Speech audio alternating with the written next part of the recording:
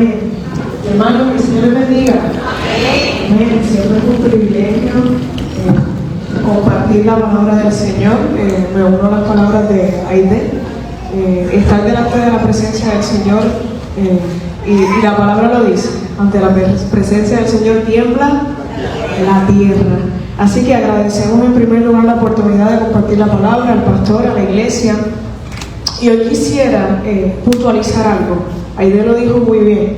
Estamos en un periodo de penitencia, pero hoy la iglesia se viste de rosa. Le pedí a las hermanas que agradecemos su labor de preparar el altar. Le pedí que vistieran el altar de rosa y vamos a ver por qué.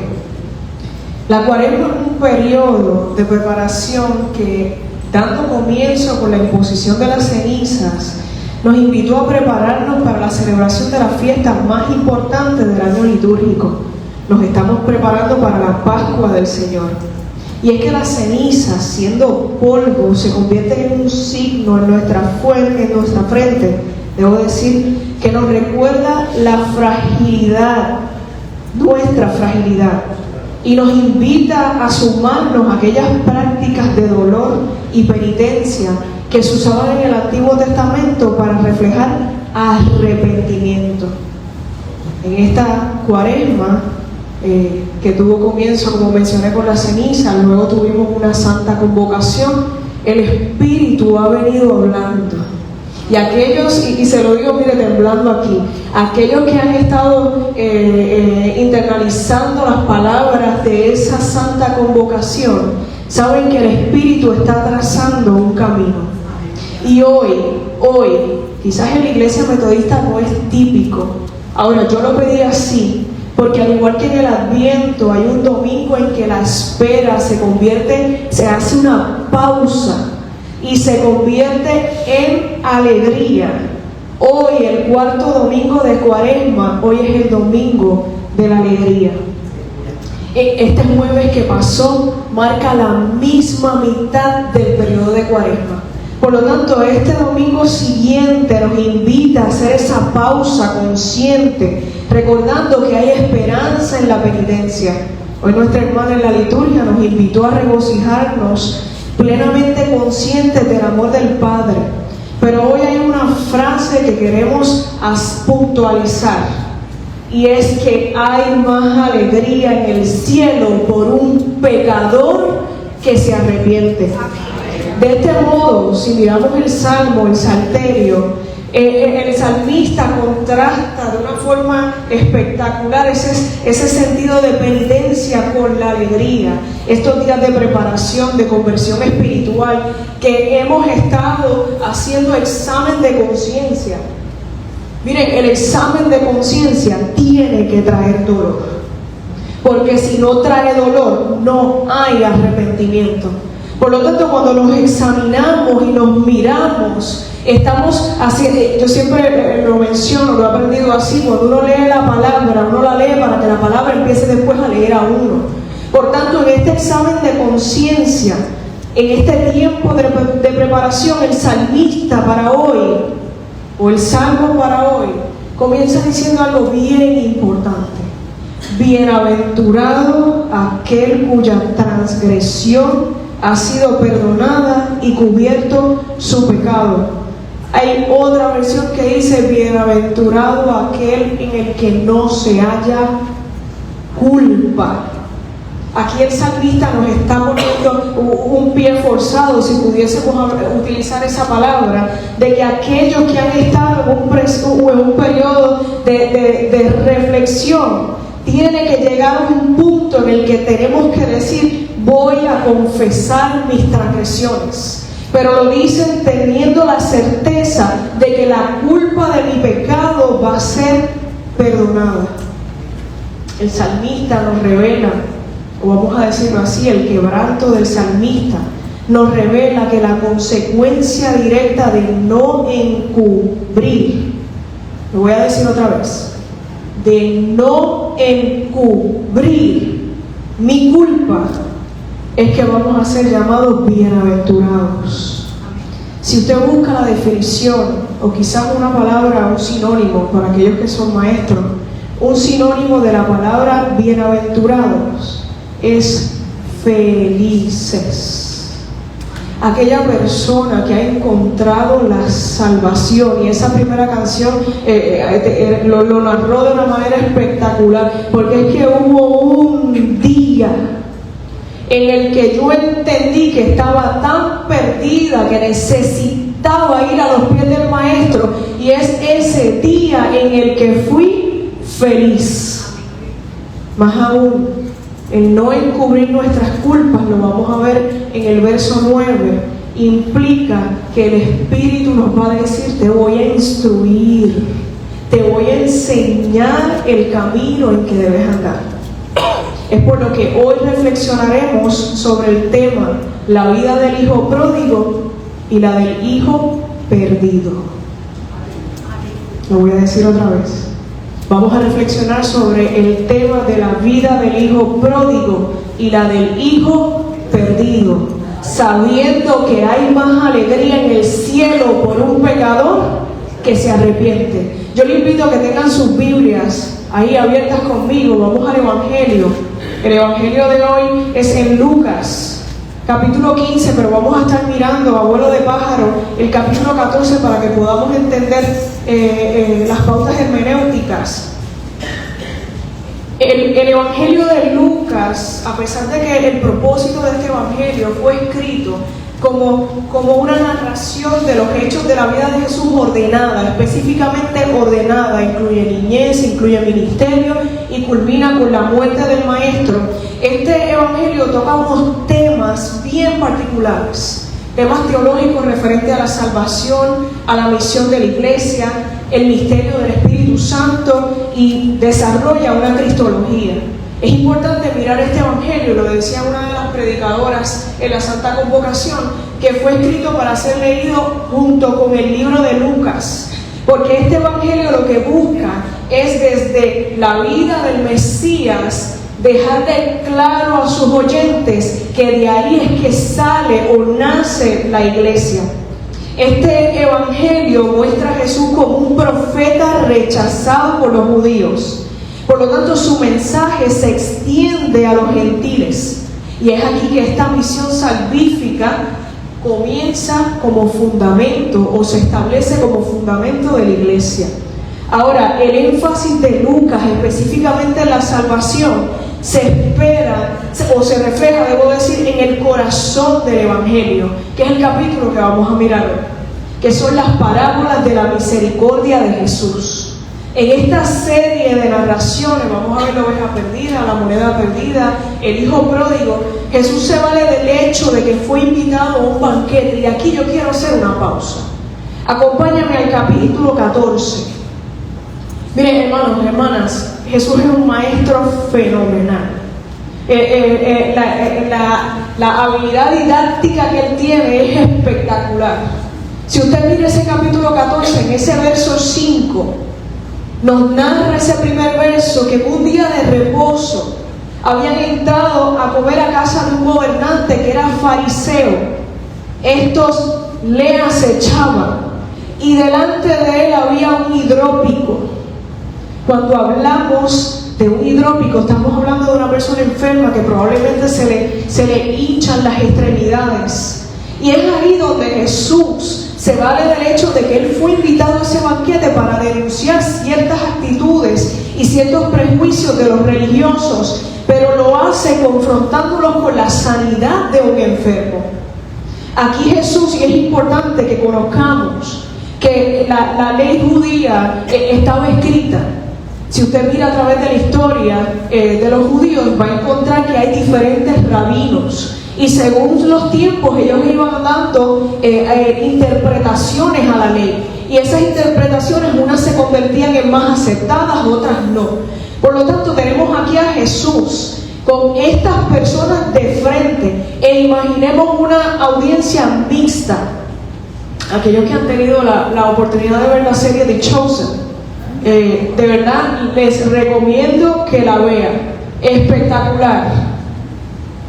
Jesús probablemente, y particularmente en este evangelio, Lucas es el evangelio del discipulado. En las audiencias siempre Jesús tenía a sus 12 discípulos, estaba la multitud de discípulos y estaban los religiosos. Cuando Jesús toma esta oportunidad, ¿usted sabe por qué lo hace?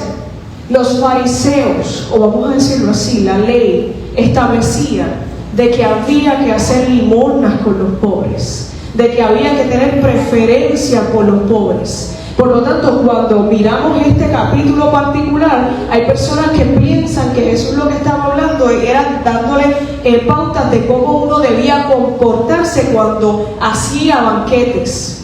Sin embargo, aquí Jesús lo que está haciendo es, y lo recalco, Jesús era un hombre, un hijo de un carpintero, pobre, sin ningún tipo de educación. Y él estaba aquí frente a los religiosos, frente a las personas que tenían autoridad, dando una nueva interpretación de la ley. Aquí Jesús, si seguimos mirando el capítulo, nos vamos a dar cuenta que le pide, miren la pregunta que le hace, le dice: ¿es lícito sanar en el día de reposo? Si usted sigue mirando el capítulo, se va a dar cuenta que en todos estos enfrentamientos Jesús está mirando directamente a los religiosos. En esta parte, cuando le hace esa pregunta, valga la redundancia, le pregunta a ellos: si vosotros tienen un asno o un buey y se les cae, ¿ustedes no lo van a ir a sacar? Porque el problema que tenía el religioso es que el religioso tenía una doble vara. Como yo tengo un estatus, hay cosas que a mí me son permitidas. Sin embargo, para estas otras personas, todo el peso de la ley tiene que caer sobre ellos. La ley de ellos era una ley de excepciones. Por tanto, cuando Jesús empieza a hablarle, luego en los próximos versos, les empieza a hablar de los banquetes y le dice: ustedes cuando hagan banquetes, vete y siéntate en el último lugar. Miren, a esto un religioso le va a caer como bomba, porque el religioso, ¿dónde se va a sentar? Al frente, porque me toca, porque puedo. Y Jesús lo que está diciéndole a ellos es: cuando tú llegues, siéntate atrás. Y miren lo que les dice, porque entonces que no sea que cuando llegue el que hizo la fiesta te diga: ¿saben qué? Salte de ahí, vete atrás, porque ahí tú no vas. La pauta que establece Jesús es: siéntate atrás. Porque entonces cuando llegue la persona que hizo el banquete te va a decir: amigo, ¿pero qué tú haces ahí sentado? Siéntate al frente. Siguen los versos y entonces habla de la gran cena. Y aquí en la gran cena Jesús lo que les está estableciendo a ellos es que eventualmente va a haber un banquete en el reino de los cielos. Lo que Jesús le está diciendo es: tú no puedes coger las estructuras y las reglas de este mundo y aplicarlas a tu vida espiritual como si esa fuese la norma. La ética del reino no es la ética del mundo. En este caso, Jesús le dice: cuando tú hagas banquetes, no invites a tus amigos, invita a los pobres, invita a los necesitados. Miren, otra bomba de 5 toneladas. Porque cuando el fariseo invita, el fariseo lo que tiene en mente es que por ser religioso, por tener otro estatus, él sí invita a los pobres que se sienten atrás. Pero en la ley escrita, ellos tenían, valga la redundancia, una ley que establecía que ellos se tenían que distanciar de los pecadores. Por tanto, Jesús lo que le estaba diciendo es: mira, cógete esa ley y métela en algún sitio y empieza a invitar a los pecadores. Y si usted lee, se va a dar cuenta que el mismo Jesús le dice: porque si tú haces eso, ya recibiste la recompensa, que es el reconocimiento de la gente. Mientras que si tú invitas a los pobres, la recompensa la vas a recibir en el reino de los cielos. Luego de la gran cena, vamos a ir moviéndonos Aquí Jesús empieza a hablar de lo que cuesta seguir a Cristo.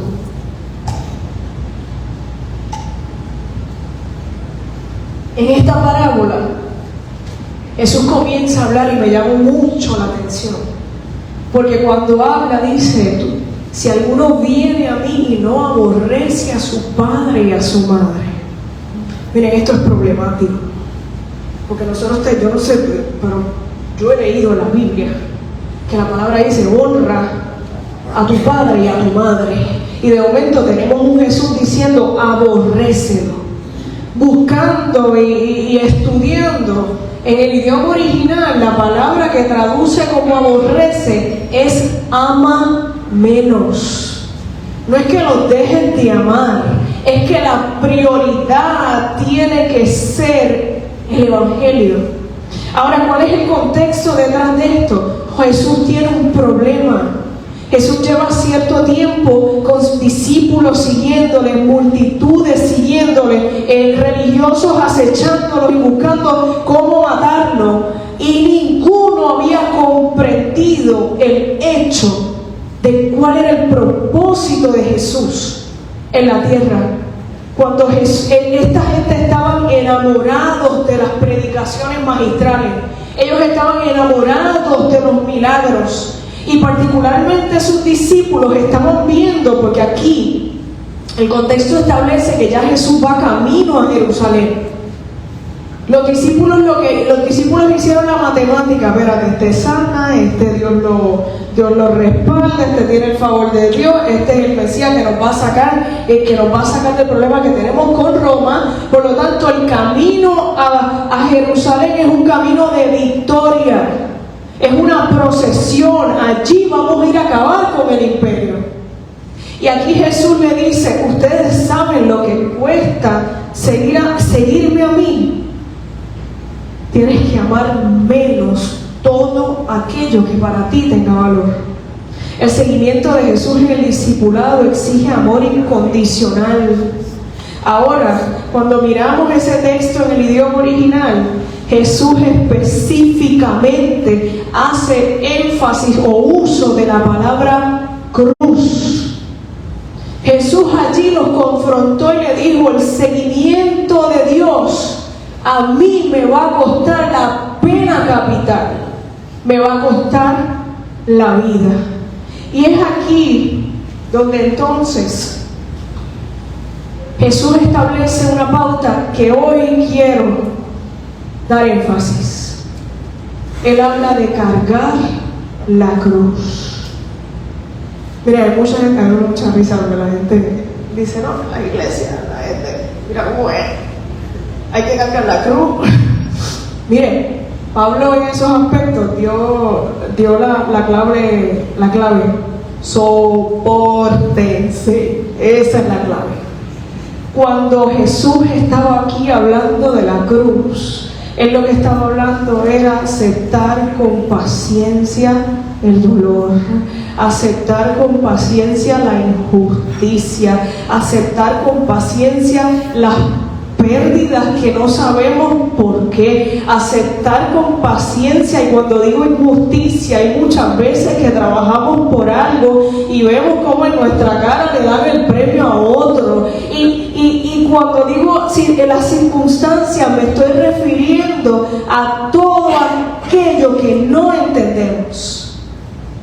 Tengo una muy buena amiga que es de ascendencia dominicana, y los dominicanos tienen unas frases pero para enmarcar, y ella siempre que pasaba algo en el trabajo me decía: Álvarez, tocó. Usted no pregunte, tocó.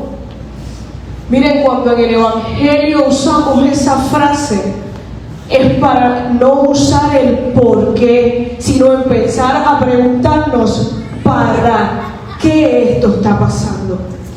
Y es con este bagaje que entonces entramos a la parábola. No sé si están notando cómo ese hilo va subiendo. Primero tienes que pensar en cómo comportarte con los demás, tienes que pensar en amar menos, tienes que pensar en cargar la cruz. Y entonces aquí Jesús empieza a hablar 3 parábolas de misericordia. Desde esta narrativa Jesús confronta a sus críticos y les invita a aceptar la profundidad del amor y la misericordia de Dios. La parábola de hoy es exclusiva del Evangelio de Lucas.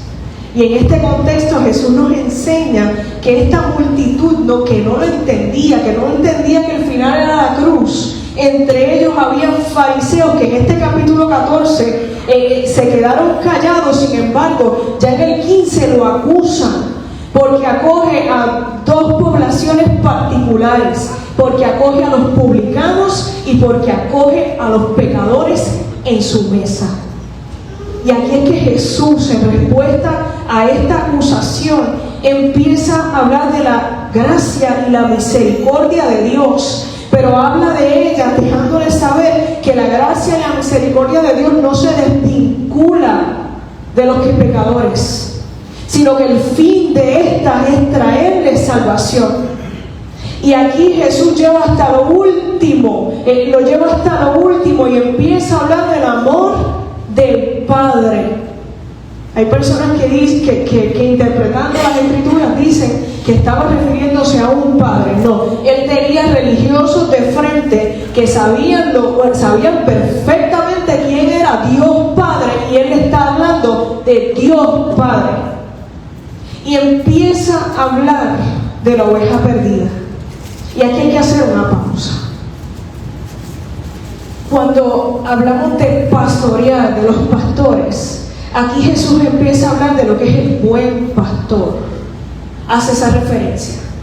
Pero si ustedes han leído el libro de Samuel, en la historia de David, cuando a David se va a enfrentar a Goliat, que nadie se atreve y se presenta delante de Saúl, ese niño pequeño, ¿sabe qué le dijo? Yo soy de los pastores de Judá. Y a veces leyendo pasamos eso desapercibido y no nos damos cuenta que ahí hay un contraste. Estaban los pastores de Judá y estaban los pastores de Jerusalén. Los pastores de Judá eran estos pastores pobres, que esas ovejitas quizás comenzaron su rebaño con 2 o 3 ovejitas, y muy probablemente esos pastores no solamente las criaron, esos pastores asistieron en los partos de las próximas ovejas. Para estos pastores, perder una oveja, era mucho más que una pérdida material. Estaban perdiendo parte de su familia, estaban perdiendo el sustento. En cambio, los pastores de Jerusalén eran asalariados. El pastor de Jerusalén, cuando perdía una oveja, usted sabe que decía la ley no escrita, lo único que tenían que hacer era encontrarla. Si estaba muerta, tenía que traer el cuero de la oveja, porque eso es lo que valía, el cuero de la oveja, y presentársela al dueño. Y vamos a decir que el dueño no quiso pagarle. ¿Usted sabe qué hacía ese pastor? No te preocupes, tú tranquilo. Regresaba al rebaño, las cogía y las vendía. Por tanto, cuando Jesús está hablando de la oveja perdida, empieza a hablar de este pastor, como los pastores de Judá, que ama, que no puede dormir si le falta una. Este pastor, mira cómo le está diciendo: ¿qué hombre de vosotros teniendo 100 ovejas, si pierde una de ellas, no deja las 99 y va tras la que se perdió? Estoy en el verso 5. Y cuando la encuentra, la pone sobre sus hombros. Este pastor lo que está haciendo, está reconociendo que esta oveja se perdió y probablemente está débil porque no ha comido. Probablemente está débil porque si estaba huyendo, quizás hasta está herida. Se la pone sobre sus hombros, la lleva a casa y reúne sus amigos y vecinos gócesen conmigo porque la encontré. Jesús está mirando a los religiosos y lo que le está diciendo es: ustedes no han entendido absolutamente nada. Continúa y entonces les muestra otra parábola, la moneda perdida. En la moneda perdida, un dracma es una moneda que el gobierno romano había igualado su valor a 3/4 partes de un denario. Eso quiere decir que era o representaba el jornal diario de un obrero común. Esta moneda era tan básica que el contexto de esta parábola lo que nos sugiere es que esta mujer la buscó con diligencia, porque si le faltaba esa moneda no iba a poder completar para final de mes. ¿Usted sabe por qué esto a los religiosos no le tenía ningún tipo de sentido? Para los religiosos, los pastores hacían el trabajo más vil. El dracma era una moneda tan insignificante que un religioso la hubiese dado por perdida. Sin embargo, Jesús lo que les está diciendo aquí: para el Padre los pecadores son tan importantes que como un pastor de Judá deja las 99 seguras. Recuérdense de algo: los pastores no pastoreaban en solitario. Había varios pastores, por lo tanto, este pastor aseguraba las ovejas, se ponía de acuerdo para que estuviese alguien allí y entonces salía a buscar. Refiriéndonos a la moneda, estamos hablando de que el valor es tan poco. Dígame usted, si a usted se le pierde un chavito, no se ría. Por lo menos en casa Abigail lo recoge todo.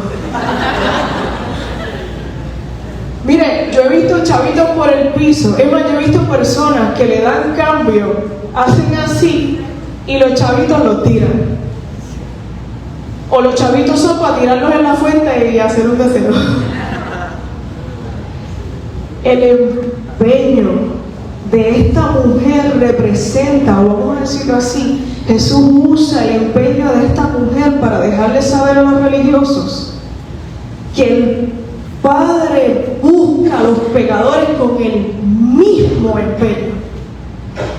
Jesús lo que está buscando es que ellos entiendan que el amor de Dios no es indiferente a los pecadores. Y ahora entramos en la parábola del hijo pródigo. Mientras yo oraba, yo le decía al Señor: Señor, esta es una escritura que se ha predicado tanto, que no pierde su relevancia, no pierde su importancia, pero ¿qué no quieres tú decir sumándonos a esta santa convocación? Y el Espíritu me ministraba y me decía: esta parábola, más allá del amor incondicional del Padre, en esta parábola Jesús nos plantea las heridas del corazón del Padre que ambos hijos, por motivos diferentes, le causan, y cómo la bondad del Padre no se agota para con ninguno. Mientras la injusticia y el pecado se reflejan en la exigencia del hijo pródigo de reclamar su herencia y derrocharla en placeres y desenfreno, la falta de misericordia es evidente en el reclamo del hijo mayor por la excesiva benevolencia del Padre. Hoy yo le tengo una muy buena noticia. Si usted algún día se ha tenido que arrepentir, usted es un pecador también. Y hoy, en este domingo de alegría, es importante que la iglesia tenga la conciencia de que hoy hay fiesta en los cielos, tanto por los que se convierten y no conocen al Señor, como por los que están en esta casa, que quizás tienen ministerio, que quizás llevan tantísimos años en el Evangelio y se arrepintieron. Aquí hay unas cosas que tenemos que mirar para ir terminando. Cuando el hijo, y tenemos que mirar la reacción, Cuando el hijo mayor estaba en el campo, dice la escritura que estaba en el campo, vino, escuchó la alegría en la casa, escucha la música, la danza, llama a uno de los criados y le pregunta, mire lo que el criado le dice para que veamos cuán perdido este hijo estaba. Tu hermano ha venido y tu padre ha hecho matar el becerro más gordo por haberle recibido bueno y sano. Bueno y sano. Entonces se enoja y no quiere entrar. La actitud de enojo del hermano perdido nos deja saber que él consideraba su honestidad como un logro propio de sus esfuerzos.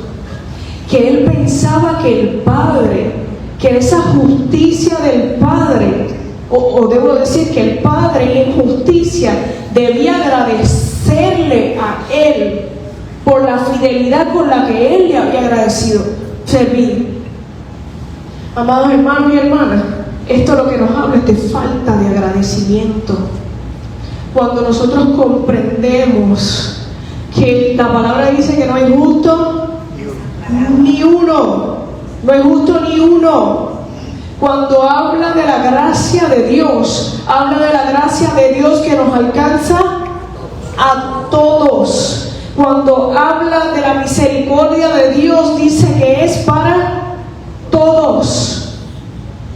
El problema que tenían los religiosos de Israel es que ellos habían obviado el hecho de que la salvación es dada. Y hoy es importante que nos miremos, que nos examinemos, porque quizás con tantos años en el Evangelio hemos perdido de vista que todavía nosotros tenemos que arrepentirnos. Hemos perdido de vista que quizás en esa misma seguridad ya no vamos delante del Señor con corazones contritos y humillados. Se nos ha hecho tan y tan normal venir a la iglesia que ya entrar por esas puertas no necesariamente es con gozo. Ya venimos, y se lo digo con tristeza, venimos y nos sentamos en esas sillas y nos atrevemos a salir a criticar si el culto estuvo bueno o no. La palabra dice que debemos entrar a la iglesia o a la casa de Dios con acción de gracias. Nosotros venimos aquí a dar. Mire, si usted encuentra que el culto no estuvo bueno, no es por culpa mía, es por culpa suya.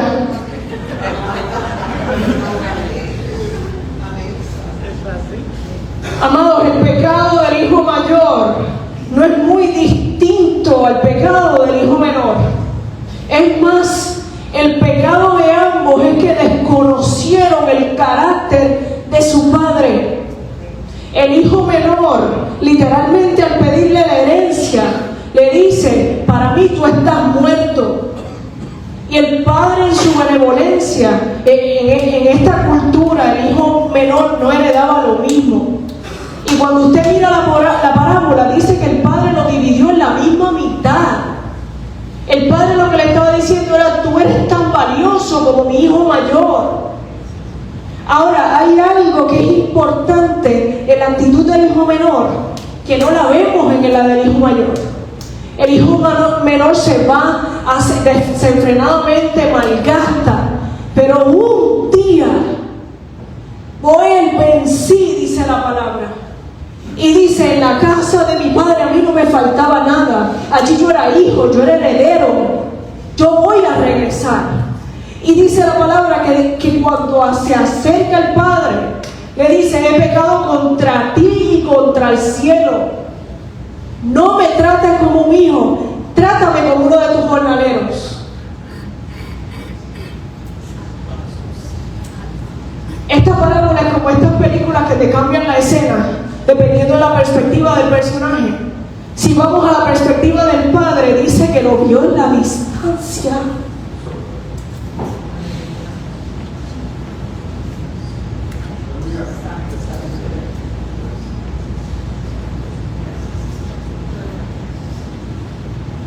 Y desde la distancia pidió que se hiciese fiesta.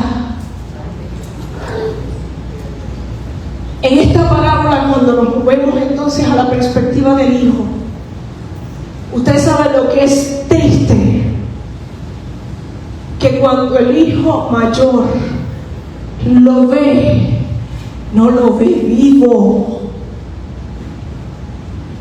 Y que muchas veces la iglesia ha sido como este hijo mayor, que entra gente por esa puerta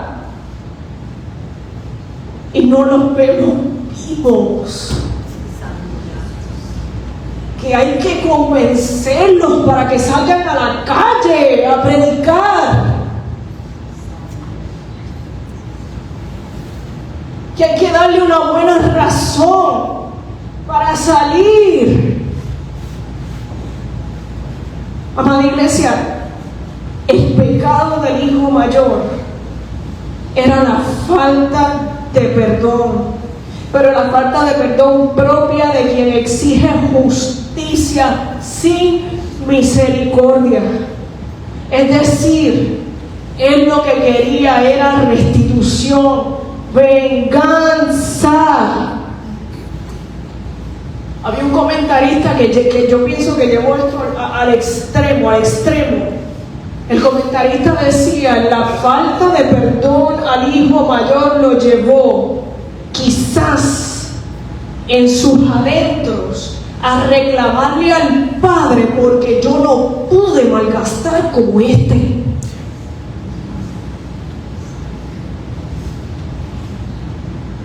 Amados, quien no se alegra de la conversión del pecado, o el hijo mayor no se alegraba de la conversión del pecado, sino que se indignaba porque la respuesta del padre no fue un castigo proporcional a lo que el hijo menor hizo. Y la respuesta del padre siempre va a ser la clave. Él le dice: hijo, tú siempre has estado conmigo, todas mis cosas son tuyas, mas era necesario hacer fiesta y regocijarnos porque tu hermano estaba muerto y ha revivido, se había perdido y es hallado. El reclamo del hijo mayor en la ética de este mundo tiene perfecto sentido, porque si tú le devuelves a este charlatán la posición de hijo, tú lo que le estás diciendo es que malgastaste y no hay ningún problema, que quizás el padre tuvo que hasta dividir bienes, hacer análisis y estudio de cuántas propiedades tenía, quizás hasta préstamos para poder dividir y darle en vida. Eso representa una pérdida, que quizás esa casa o se pudo recuperar o no necesariamente se iba a poder recuperar. A los ojos de la ética del mundo, eso es perfectamente justo. Ese charlatán puso en riesgo la estabilidad de la casa y tú lo reinsertas y le devuelves la condición de hijo. El enojo y la indignación del hijo mayor lo lleva a no comprender que él también obró mal. Él traicionó el amor incondicional del padre al no vivir a plenitud y desconocer el amor del padre. Un comentarista que me llevó a los extremos lo describe como sigue: el hijo mayor es solo un prófugo que nunca se escapó. Amados, la respuesta del padre nos recuerda que el hijo mayor, o le recuerda al hijo mayor que siempre ha estado con él porque él así lo quiso. Y yo voy a cerrar con esta imagen. Hace unas semanas Abigail vino donde mí, mi hija, y me trae un sobre hecho a mano con grapa. Al frente tenía 2 firmas y yo dije, bueno, después que no sea una carta de amor, estamos bien. Lo que sea. Yo abro obviamente la sorpresa, abro la carta y le digo: ¿qué es esto? ¿De quiénes son estas firmas? Esta firma es mía y de Alejandra.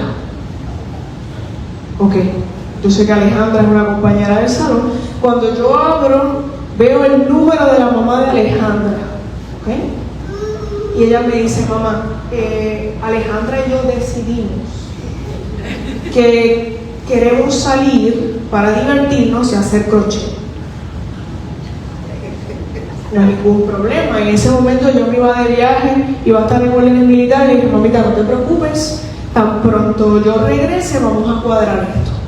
Me fui, regresé, tocaba esa semana el field day. Yo llego al field day, pedí libre en el trabajo, llego al field day, pongo la sillita de playa, allí me siento y de momento llega la mamá de Alejandra, que yo no sabía que era la mamá de Alejandra y me da la mano.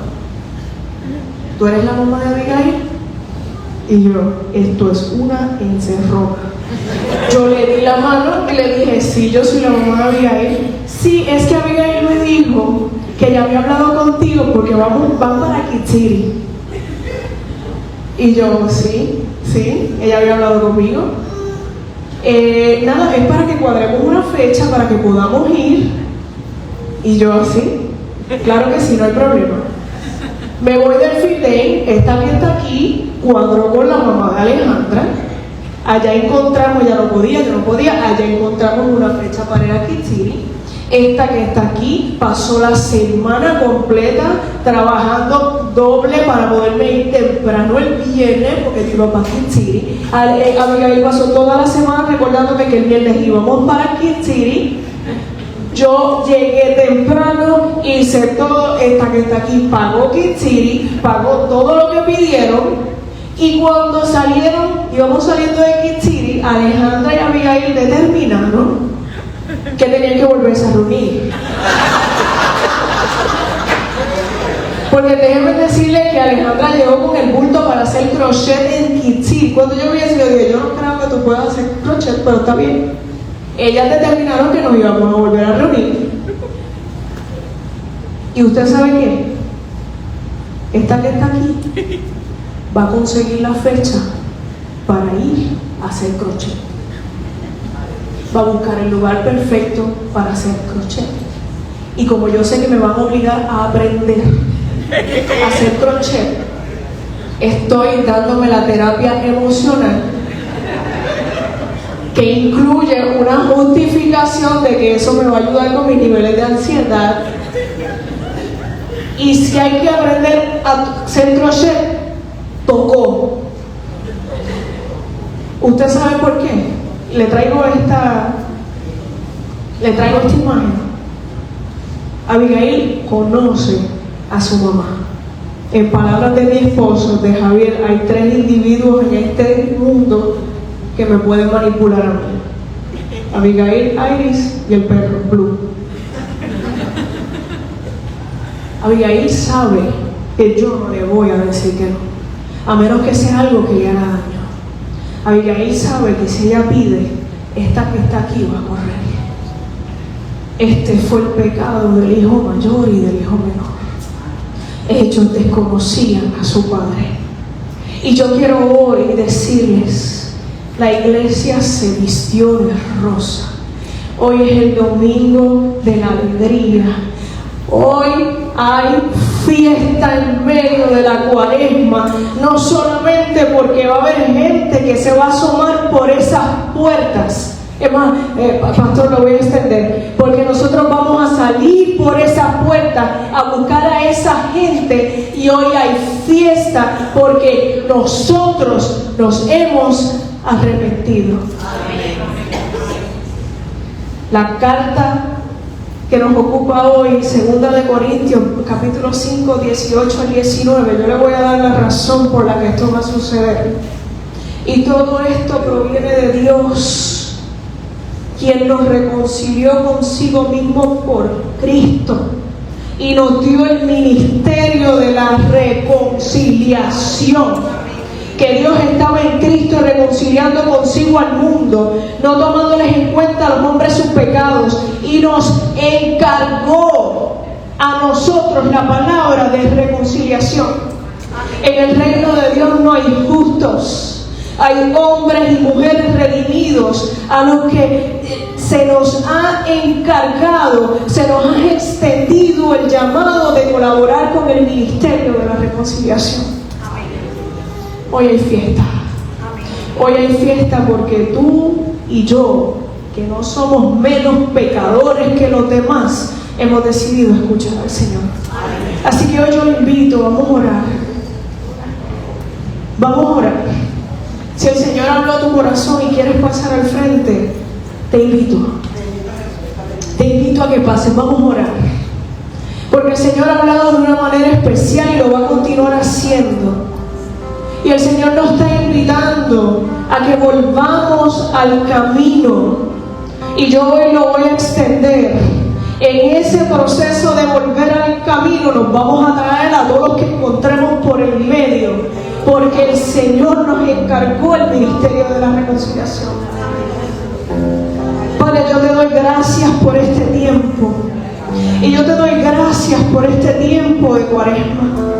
Yo te doy gracias porque en este tiempo tú nos has hablado de todas las formas habidas y por haber. Yo te doy gracias, Señor, porque en ti no hay casualidades, en ti hay causalidades. Y con esta santa convocación nos estás invitando a que dejemos de un lado todas aquellas cosas que nos dividen. Yo te doy gracias, Señor, porque tu perfecto amor y tu misericordia todavía nos recuerda que hay camino por recorrer, que hay cosas en nosotros que tenemos que mejorar, que hay un discernimiento que tenemos que afinar, que hay unos dones que tenemos que reclamar. Yo te doy gracias, Señor, porque tú nos escuchas. Y porque tu palabra dice que no hay corazón contrito y humillado que tú desprecies. Yo hoy te pido, Señor, que desciendas sobre esta iglesia. En tu palabra dice que tú pones el querer como el hacer. Inúndanos con tu fuego, Señor. Que surja en nosotros la necesidad de salir. Quita de nuestra vista los prejuicios, Señor, que podamos entender que el ministerio de la reconciliación significa ir y hacer discípulos, que las cuatro paredes de esta iglesia no pueden ser el marco, que tenemos que extendernos y extendernos hasta los confines de la tierra. Yo te pido, Señor, por cada uno de los corazones que hay aquí.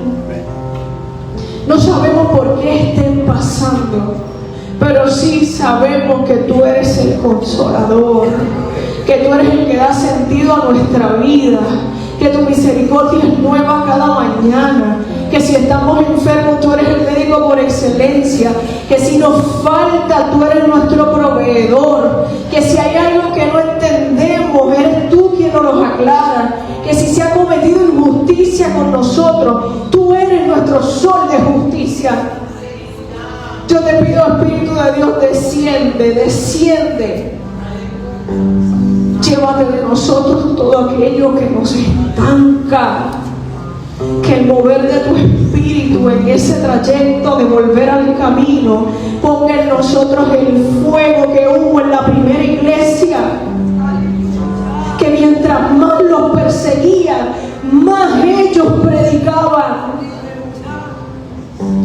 Que no nos sobren razones para quedarnos callados. Porque cuando un día el Señor nos llame a su presencia, nos va a preguntar: ¿qué hiciste? ¿Qué hiciste? ¿Qué hiciste con lo que puso en tus manos? Señor, hoy nos alegramos porque hay fiesta. Gracias porque tú nos recibes, porque nos amas.